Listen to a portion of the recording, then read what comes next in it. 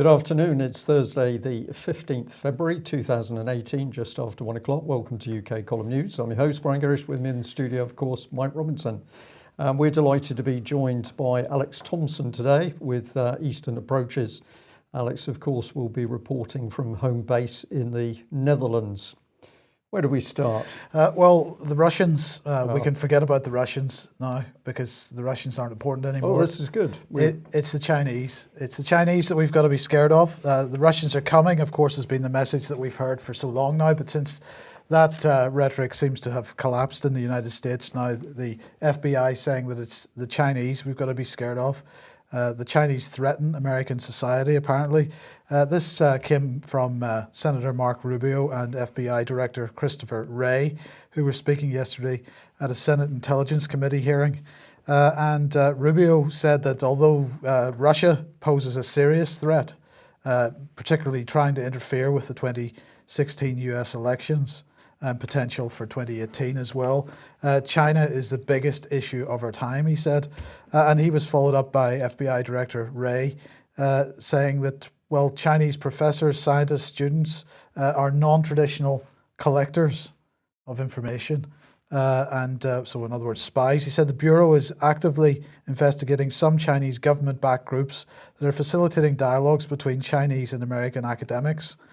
And he said that he had concerns, particularly about Confucius Institutes, and that the FBI was developing appropriate investigations into them. Let's just bring Alex straight in here. This is spectacular stuff. Yes, it is, because if you're accusing the academics of a country of spying for you, the next stage is to mass PNG them, persona non grata, which is a step that wasn't even taken by Germany or the Soviet Union against British or American professors. There weren't granted that many internationally at the time. There have been some espionage incidents involving Chinese in the States, both Chinese citizens of the PRC and naturalized Chinese Americans. But the spies in question seem to have been working lower down in laboratories, and often when it came down to it, with the knowledge of Israel and certain US agencies as well. But that's not being talked about. What's being talked about is a hyped threat of Chinese PhD students and professors coming back with the goodies. And I mean, how do you think this compares to McCarthyism? Well, McCarthyism, of course, comes out of the same stable as this, which is, you've got supremacy in the world, which happened in 1945 in the United States. And then to avoid people saying, well, let's dismantle the security state, you invent a new enemy. The panic seems to come in certain ways. It was a non-ethnic panic in the case of McCarthyism, although at times it bordered on sort of Slavophobia and Germanophobia in the States. But this is really, a repeat of McCarthyism, combined with the idea that from the 1970s of the Yellow Peril. Alex, I just couldn't resist saying, I wonder whether the FBI are going to be having a look at Britain, because, of course, we've got full integration of some British universities are partnering with China. We even had the principal from Oxford and Cherwell Valley College, Sally Dickett, taking regular visits to China. We've had the suggestion that the Chinese should be brought in to help rebuild Britain's nuclear infrastructure. This is the type of thing that 25, 30 years ago would have been just considered impossible. So on one hand, we're pointing a finger at the Chinese saying they're a threat, and on the other hand, we're integrating our societies. How do you explain this? It can only be explained by there being groups of interest within corporations and their people in government, on the one hand, who want the PRC, the People's Republic of China, as a model for the West, socially, technologically, and on the other hand, the traditional intelligence agencies and some of the civil servants who are, as were in your day in the Navy, Brian, or mine in GCHQ, who are looking out as they should be for threats to the nation. And while I was at GCHQ, the secure telephony for internal communication within the donut was replaced. The existing system, which I think a company called NCT or NTC or something provided, American company, was replaced by one of a BT secure telephony service offered from their Martlesham, Ipswich secure research headquarters. But one of the partners in the consortium was Huawei, majority owned by the People's Liberation Army, the Chinese military. And this a big fuss was caused about this at the time, 2007-ish. And the answer we got back was it's not politically correct to talk about that. And besides, BT and GCHQ crypto spooks have worked out that there's nothing to worry about because they're all our chums. You could multiply examples of that. For example, the current saber rattling against the Democratic People's Republic of Korea, North Korea. You've got a faction, and this goes back to the 40s as well, the McCarthyist era Mike mentioned, a faction in the US and UK that says, let's destroy these people, let's build up armaments against them, let's base hundreds of thousands of soldiers in the countries around them, and another faction that quietly observes the lessons in totalitarian government and total reframing of thought, which goes on in these Asian despotisms. Pol Pot's Cambodia is another, and draws lessons from them. Those kinds of people hang out particularly in Washington, not so much in the Pentagon, but more in the so-called Blue Empire, the State Department, the Department for Education, Housing and Urban Development, all the areas where the funneling of black ops projects goes on. So there is a war going on within the deep state, or I should say between the deep state mental branch and the deep state military branch, as it were, as to what to do with these Asian despotisms. But quietly, we're being prepared to be in the same system as the Chinese, and not in a good economic development way, but in a rather sinister social control way. Well, the rhetoric against Russia hasn't died down on this side of the Atlantic, at least. They may have lost their anti-Russian campaign in the States and attempting to replace it with an anti-Chinese one, but here it continues. So Foreign Office Minister Lord Ahmed, who has attributed the NotPetya cyber attack to the Russian government. This decision to publicly attribute the incident underlines, according to them, the fact that the UK and its allies will not tolerate malicious cyber activity. Now, this statement has come out on the day that the NATO defence ministers meeting continues, and cyber attacks and cyber defence being the key talking point for today's defence ministers meeting in Brussels. But Lord Ahmed's press release went on to say the attack masqueraded as a criminal enterprise, but its purpose was principally to disrupt primary targets. Primary targets were Ukrainian financial, energy and government sectors. Its indiscriminate design caused it to spread further, affecting other European and Russian business. So this is pretty ironic that the Russian government, apparently, according to Lord Ahmed, is so incompetent that they carry out a cyber attack, which then went back and attacked their own businesses. And they're saying that the UK's National Cybersecurity Centre assesses that the Russian military was almost certainly responsible. This is very much the same kind of language as we've had for chemical weapons use in Syria. Almost certainly Assad's government, or the Assad regime, has carried that out. Almost certainly it was the Russian government in this case. Let's see what Lord Ahmed had to say. He said the UK government judges that the Russian government, specifically the Russian military, was responsible for the destructive NotPetya cyber attack of June 2017. The attack showed a continued disregard for Ukrainian sovereignty. Its reckless release disrupted organisations across Europe, costing hundreds of millions of pounds. The Kremlin has positioned Russia in direct opposition to the West, yet it doesn't have to be that way. We call upon Russia to be a responsible member of the international community it claims to be, rather than secretly trying to undermine it. The United Kingdom is identifying, pursuing and responding to malicious cyber activity regardless of where it originates, imposing costs on those who would seek to do us harm. We're committed to strengthening coordinated international efforts to uphold a free, open, peaceful and secure cyberspace. So just a coincidence, as I say, that this statement came out on the day that this issue is being so heavily discussed at the Defence Ministers meeting. Now, what did Gavin Williamson had to say? Which, of course, he's at this Defence Ministers meeting in Brussels for NATO. He said Russia is ripping up the rule book by undermining democracy, wrecking livelihoods, and targeting critical infrastructure and weaponising information. We must be primed and ready to tackle these stark and identifying threats. Intensifying threats. Sorry, Brian. This guy is. He's a child, Mike, what he is. He is a child, yes, but what he's doing here is he's imposing on Russia the actions of the British government. With great clarity, everything that we are doing, he's trying to pin on the Russians, as you say. There's no question of it. And I think this is a sign of how desperate the British government is at the moment, that their policies are becoming more and more transparent to the wider general public. So I think statements like this, they are so childish, so foolish, but they're utterly brilliant at showing people how ridiculous the situation is. Yeah, Alex, what are your thoughts? Well, the Russians have already worked out that this man is not really a minister in his own right, that he's a fool.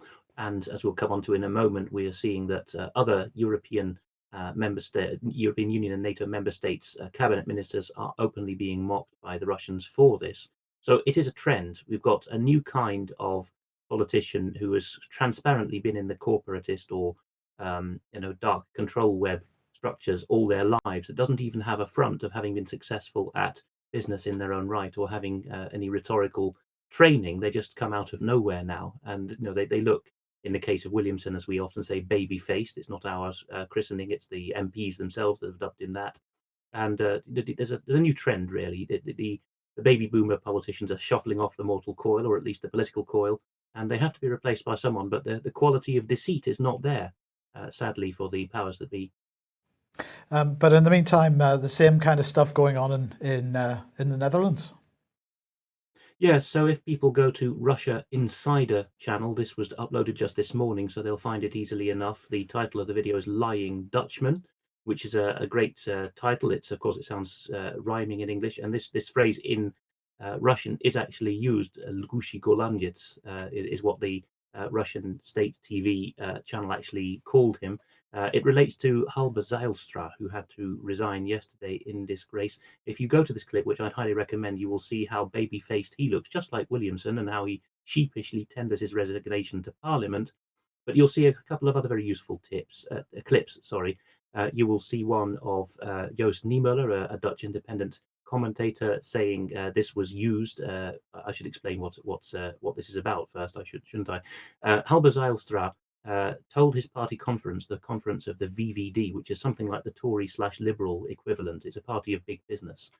He told them 2 years ago in 2016, I was in the dacha when Putin said that we're going to have a greater Russia, and this is going to encompass Kazakhstan, the Baltics, Ukraine, and that we'll have Kazakhstan as a nice to have.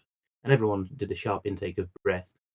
Then he became foreign minister very recently, and Dutch broadsheet, De Volkskrant, tracked it down, this statement, and gave him an interview about it, or he gave them an interview, and they said, is it true? And he said, beat about the bush and said, well, actually, I was in an outbuilding. I wasn't in the hall in the dacha where Putin was saying this. No explanation of whether he was listening in Russian or through interpreting or how he managed to hear. It turns out that Zijlstra was a minor councilman at the time and being primed for office. And the big man of the Dutch who was there at the time was none other than Jeroen van der Veer, who was then the CEO of Royal Dutch Shell, you see. And he had been supposedly in with Putin talking about this great Russia in 2006. And Halbe Zijlstra was basically his T-boy. He was there as an IT contractor. So you see again how people are brought up through the ranks, and we have corporations choosing politicians. 10 years later, he's being primed for cabinet, and he tells his conference, I heard Putin say there will be a greater Russia. And then 2 years after that, the present, he becomes foreign minister and the papers investigate. And in humming and hawing, he has to say, well, no, actually, I wasn't in the room, but I had to protect my sources. My sources told me about this important geopolitical game changer, and I had to come out with it 10 years after having supposedly heard it. And then we look into this further, and we realize 2006 was also the year when a lot of stuff was happening with Bill Browder and the TNK BP deal with BP trying to get into the Russian oil fields in Sakhalin and Siberia. It fits a pattern. Jeroen van der Veer decided to go off in a huff in 2006 as chairman of Royal Dutch Shell because Putin was not going to give him the colonial concessions that Shell expects and BP and Amoco expect as well. So he decides to set his man, his agent, this little underling of his, who is the trifling cabinet minister now, out to speak about this and claim, so as not to dirty van der Veer's name as Shell boss. Zijlstra claimed in his party conference that he had heard this stuff. So we see very clearly who's in charge here. And Zijlstra looks at, a darn sight more gormless than van der Veer if you look at that Russia Insider clip of Russian TV news. So it's a very clear-cut example of who is in charge, really. The Russians have had a field day with it. In that clip, Joost Niemuller, Dutch political commentator, is seen in the subtitles saying, look, this is a great way of ramping up fear against Russia. And so it excuses the keeping up of the NATO budgets and the pressure on the border. And then Ebru Umar, a Dutch TV commentator of Turkish extraction, says, yes, well, we can't trust news anymore. We don't really have a concept of news. A claim out of 2006 is being treated as news. So it is, and at the end of the clip, a Russian analyst, Mr. Igor Shedrov, says this is the Europeans struggling to break free of what the American empire wants to tell them to do vis-a-vis Russia. You see, but it's very complicated. But at the essence of it, we can see that the politicians in the Dutch cabinet are not in charge. Sorry, Mike. You wanted to say something? I was just going to say I listened to an extremely interesting talk last night, which was called Bankers Love Socialism by a Professor Anthony Sutton.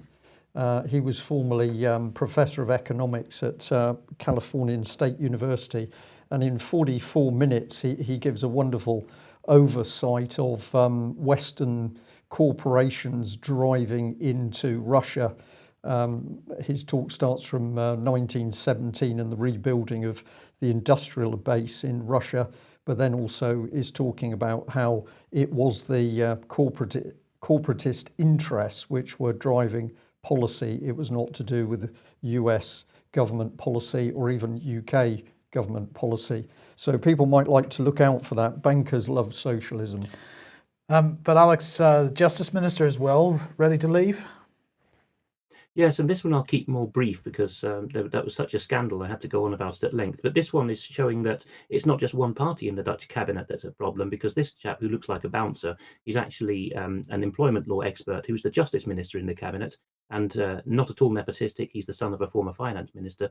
Mr. Grapperhaus, as the first time in Dutch history this has happened, is going to have to answer to a professional ethics body because he's a serving lawyer, an advocaat, so something like an attorney or a barrister.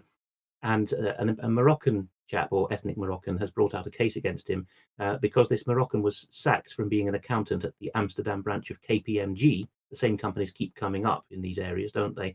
KPMG sacked this chap. Mr. Grapperhaus, he alleges in his lawsuit, who was the corporate lawyer for KPMG in Amsterdam, deliberately misrepresented the manner of his sacking, which apparently involved fisticuffs in the HR room. So that people who were witnesses of the event would be dissuaded from testifying to a court about the manner of this unfair dismissal, allegedly. So, you see that the whole cabinet now, that Mr. Grapperhaus represents the Christian Democrat Party, so he's more of the sort of the church-going mainstream, whereas the VVD is the business mainstream.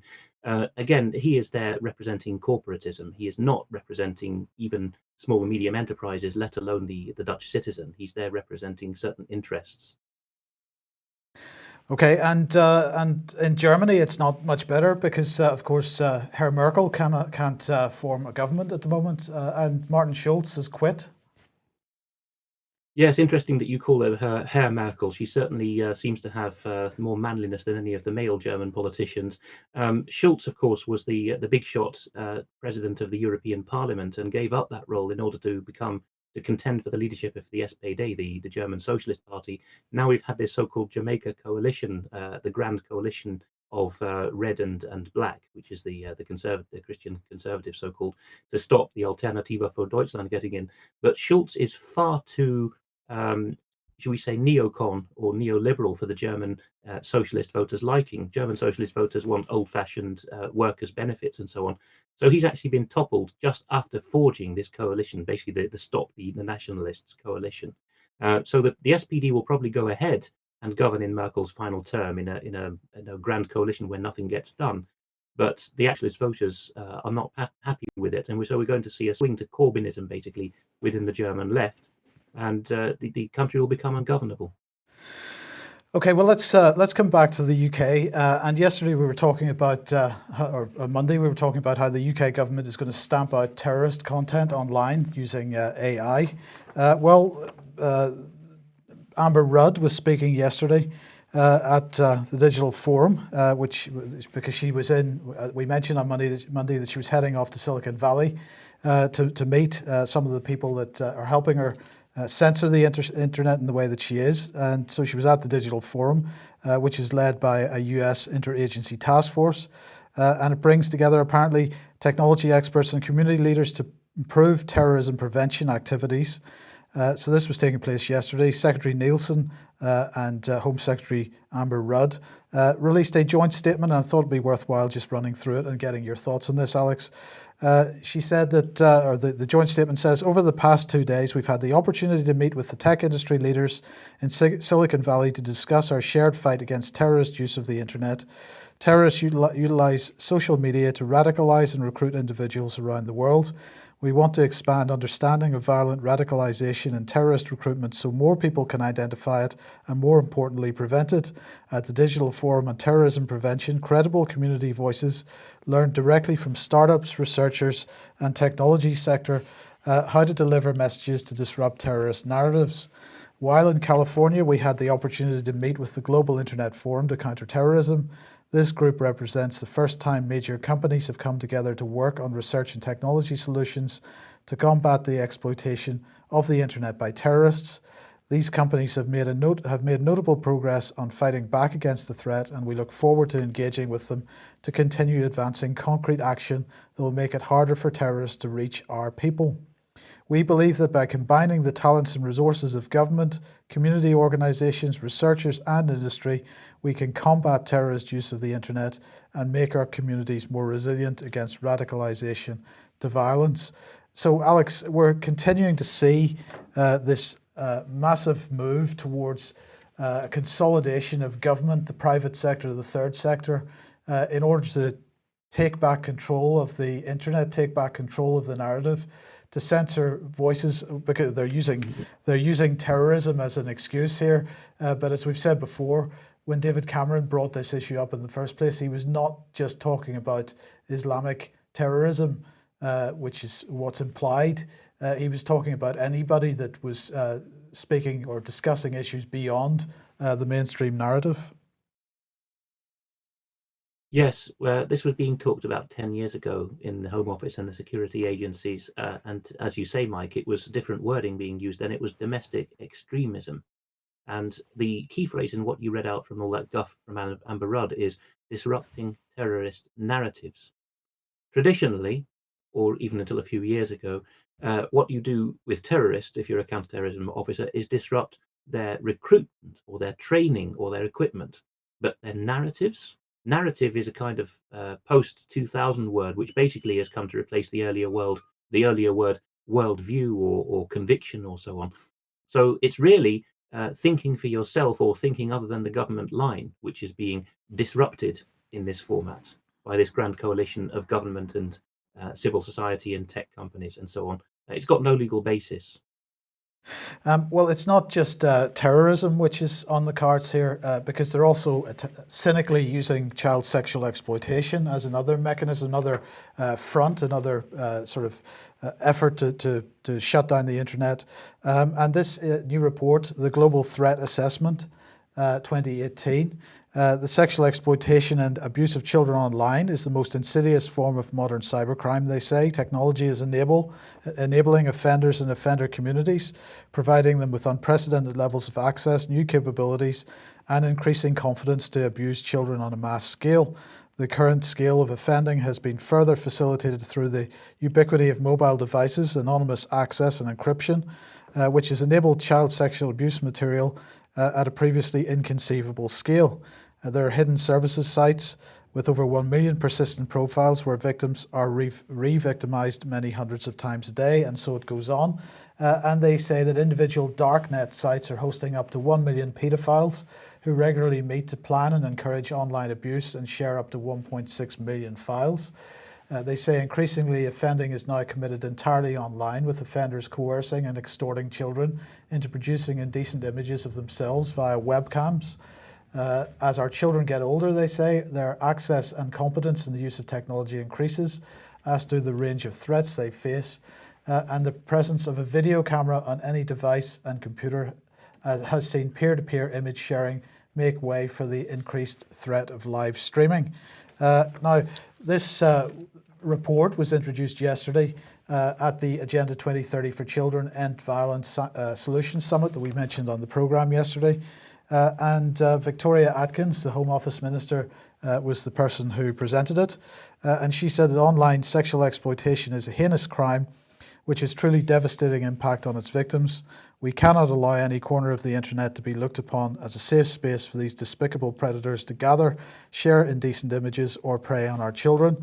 The NCA continues to lead operations against darknet criminals as the National Crime Agency, including joint operations with international law enforcement and industry. We've committed £20 million over the spending review period to the National Crime Agency, plus additional funding of £10 million for specialised teams.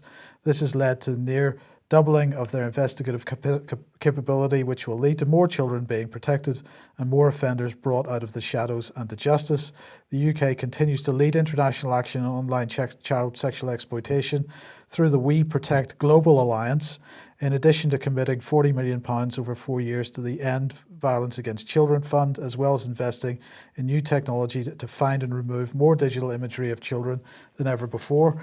Now, to be honest, if for 1 second the British government had displayed any interest in dealing with the issue of child sexual exploitation, of people trafficking, of child abuse, if they'd started looking at themselves and the third sector, we wouldn't be seeing the types of stories over Oxfam and other charities coming out, that we wouldn't be seeing the continuing protests from survivors of child abuse, some of which have been survivors at the hands of politicians themselves. Yeah. We wouldn't be seeing the continuing cover-up of Edward Heath, for example.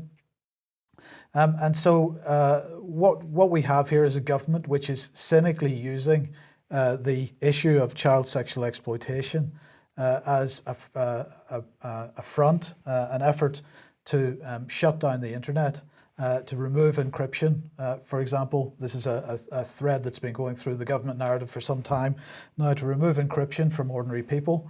And it just is a hugely cynical approach. Yeah, couldn't agree more, Mike. And we could go in, well, we will go in a bit deeper. Let's follow through with this headline that's come up from the Mail. Charity fronted by former Labour Foreign Secretary David Miliband hushed up 37 allegations of fraud, sex abuse and bribery. So we've got more of this coming to the surface, Mike. And I'm a bit puzzled by the main headline there, because they talk about International Rescue Committee, his charity, getting $5 million from the taxpayer, but the British government gave them $96 million in the year up to September 16, $76 million to September 15. So these are big sums of money. The Mail pointed out, that here was Miliband on a salary of £407,000 a year for 37.5 hours a week. I've called him a sponger. I think that's exactly right. But the Mail was on his case soon after he moved, and here they are saying a staff of 12,000 and a salary of £300,000 on the aid gravy train. Well, it's not just an aid gravy train, because we're now seeing that all sorts of things have been going on. Abuse, prostitutes, abuse of children is clearly there. I'm not saying in this particular case, because the evidence hasn't come to the surface yet, but we are seeing this breaking surface now across the charity sector. And what's the government doing? They're not interested in the damage to the children or the young people who've been hurt. This is being used, as you say, for a clampdown. But what the papers don't remind people, of course, is that if we're talking international rescue, George Soros is there. He tries to label this as all good works. Our collective failure to develop and implement effective policies to handle the increased flow of migrants has contributed greatly to human misery. And I'm going to put in $500 million in order to help this. And the key bit is that he was prepared to do this by working with international rescue. So here we are, adding that he plans to work with organisations like the Office of the United Nations High Commissioner for Refugees and the International Rescue Committee to create principles that will guide his investments. So Billionaire, this man is clearly working as a subversive. And if we put just some of the press headlines, there we've got the little girl starring in the International Rescue main page. We've got Mr. Miliband. Here we've got Soros. This is This is a paper from the Middle East warning that he's into overturning societies. Here he is putting his money in. We've got another headline here from Economic Policy Journal warning about what he's doing in societies. We've got the New Straits Times warning about what he's doing. And of course, we shouldn't forget that his name is fully in the picture with Tony Blair when we're talking about rendition flights and torture. But if you want the details of what's going on around international rescue, go to the UK column website, look for this article, the International Rescue Committee, a Trojan horse of the globalists, and you can see in detail what's been going on. This was Soros on the far right of that inset picture, receiving an award from International Rescue. I'll also direct people to Freenations. So this is Rodney Atkinson, has put out a very, very good article really exposing what these huge, powerful international charities are, what they're really up to. And significantly, in that second paragraph, he says, I've already reported on this site in the article, The First Marxist Conservative Government in History, how leading Labour figures were prominent in the National Council of Civil Liberties, which affiliated the Paedophile Information Exchange, and how the German MEP Daniel Cohn-Bendit and the German Green Party were advocates of sexual relations with children. So this is the heart of it. We've got these immensely powerful organisations and their backers involved in muck, but also we constantly see evidence coming to the surface about the abuse of children. Meanwhile, Britain's Prime Minister, although she stood on the international stage there in October 2014 and said, we are going to have an investigation into the abuse of children, absolutely nothing has happened to date. In fact, I can tell our audience today, I know that another important witness has pulled out because they don't think that the investigation is trustworthy. And remind ourselves, of course, that in the press over recent months, we've had the Ted Heath abuse evidence coming out from Wiltshire Police, that very brave Chief Constable Mike Veal. We've had the likes of Harriet Harman, who was linked through to the National Council for Civil Liberties, which protected the Paedophile Information Exchange and Paedophile Action for Liberty. So British politicians far too close to those who think that abusing children is acceptable. And then, of course, we've got the likes of Tim Fortescue, Tory whip, admitting on camera that when MPs have been involved with abusing small boys, it was the Tory whips that fixed it. And on it goes, the Mail here running a story about Nick the Fantasist, but the police having to admit that they lost this man's testimony about abuse by Edward Heath. And then when we get close to the investigation itself, we find it's locked in with NSPCC, and many abuse victims simply laugh when we mention that organisation, saying to us, and what makes you think the paedophiles aren't working in that organisation? So if we sum it up, we've recently had that very brave Detective Constable John Wedger blowing the whistle on the cover-up of child abuse in Westminster and amongst the establishment political circles. We've got Theresa May, who claims that she's a child abuse campaigner, but she's very happy working for a party which openly admits it covers up for child abusers. Pretty sick stuff, really. Right, a quick advertisement. Alex, you will be speaking at AV9. I will, and the last segment that Brian has put together is a good example of why, because every time he mentioned a name or an institution there, that sparks so many thoughts now in my mind, and no doubt in Brian's, about all the other connections we know about, to put them in order, whose motives lie where. So this is going to be at a place near Milton Keynes, Horwood House, I think is the name of the venue, and I'm very glad to have been invited by Ian Crane to talk, and I thought I would give, basically, as is my wont, a historic view, but not a dusty one, hopefully a live and thematic one, about the nature of evil and how you'll find it within all religions, philosophies, and especially technological settings. So I'm going to try to demonstrate the cyclical nature of evil and how we've been here before, because there is nothing new under the sun. And that's the first weekend of May. And more details can be found at alternativeview.co.uk. So do get along to that if you possibly can. Now, I just wanted to jump on the let's boycott Google bandwagon for a second, because this is just another infringement of civil liberties, in my opinion, in a sense, because Google has been promoting this technology that they've developed for making mobile browsing the web on mobile devices more efficient. It's a subset of HTML, basically, which is the language that drives the internet, at least drives the World Wide Web, rather.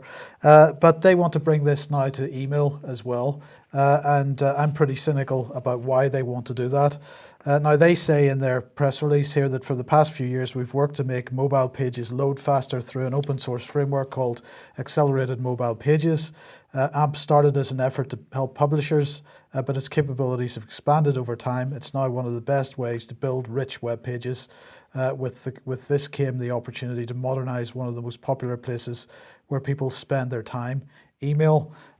So, first of all, of course, this has nothing to do with Google wanting to help other people produce more engaging web pages.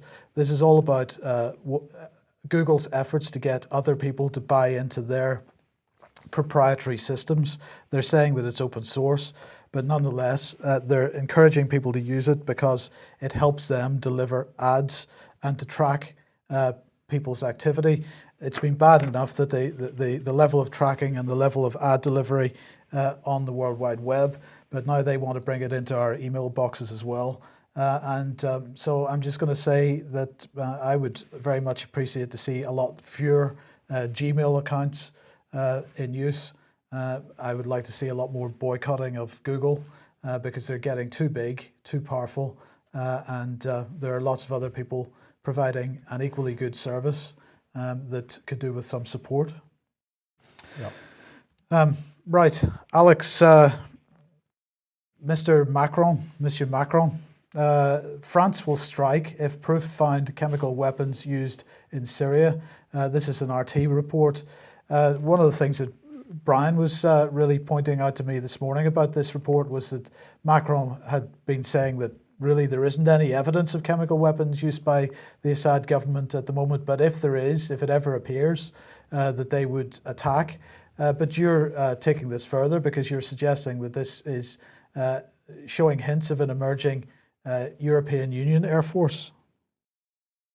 Yes, because we've been worried for some time, as with naval affairs, so with Air Force affairs, that the Germans, being the best technologists and the richest in Europe, would be the core and backbone of the EU armed forces. And there have been many over the decades warning that this is the case. Certainly the aggressiveness of the German state at its elite level has been used, but now Germany is a lame duck and economically hamstrung. France is suddenly swinging back into focus, as we keep reporting on. David Ellis finds the same. And this is an example of it. Macron is pretty young to be a King Lear, but if you know your Shakespeare, you'll know that King Lear makes these idle threats. And he says at one point, I will do such things, what they are, I know not yet, but they will be the terrors of the earth. And this is the position that Macron, or rather Rothschild, who's behind him, is got into. Rattle the sword and threaten such terrible things on the Russians and Syrians once the evidence has been manufactured.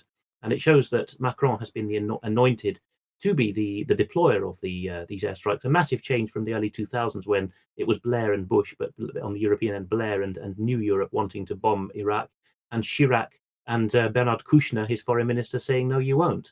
So a total swap, really. In many ways, Britain's being cut down and France boosted so that there's parity or even more than parity and French dominance of Europe. I will be, one of the themes I talk about in Milton Keynes at AB9 will be French state aggressiveness and how it's been underrated through the centuries as one of the core aspects of government planning. And this is another era in which that theme is coming to the fore. Yeah. Okay, and just very briefly, Alex, if you could, Ronald Bernard's fifth and final installment. So this is the whistleblower who talks about having been one of the 8,500 hedge fund men above the Bank for International Settlements, being invited to take part in child abuse and saying no. His very emotional part 1 of 5 came out last year on DVM TV channel and was a sensation. The subtitled fifth and final installment has just come out. And at this point in the video, the subtitles have been cut off, which doesn't matter. But at this point, he is saying, only late in my own story did I realize that below the pyramid structure of the financial system, which is the world elite, as it were, the world government in embryo, there is a local granular structure. And he talks about the continental version, which is the knightly orders, the chivalric orders, and how they carve up the world into zones where people have basically licensed monopolies. And it could be compared with old-fashioned Freemasonry, because he makes the same point. Most of them are decent men, but a few bad apples tend to set the tone for all of them. So it's a very compelling story that's come together. And if you listen carefully to what Ronald's describing, he's talking about basically having had the Brian Gerrish experience of the council saying, no, there is no way you're going to alleviate people's lot in this town because we have the monopolies all stitched up. Okay, thanks, Alex. Now, just briefly, we were talking about the NATO defence ministers meeting, and Jens Stoltenberg yesterday claiming that Britain was spending more than 2% of GDP on defence.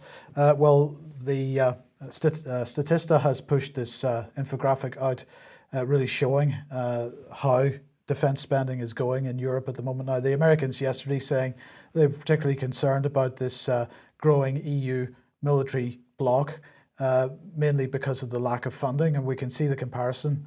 The dark blue line there is US funding, which began in 2010 at around 5% of GDP, 4.81%, has fallen to 3.58%. This is the United States contribution to NATO, I suppose.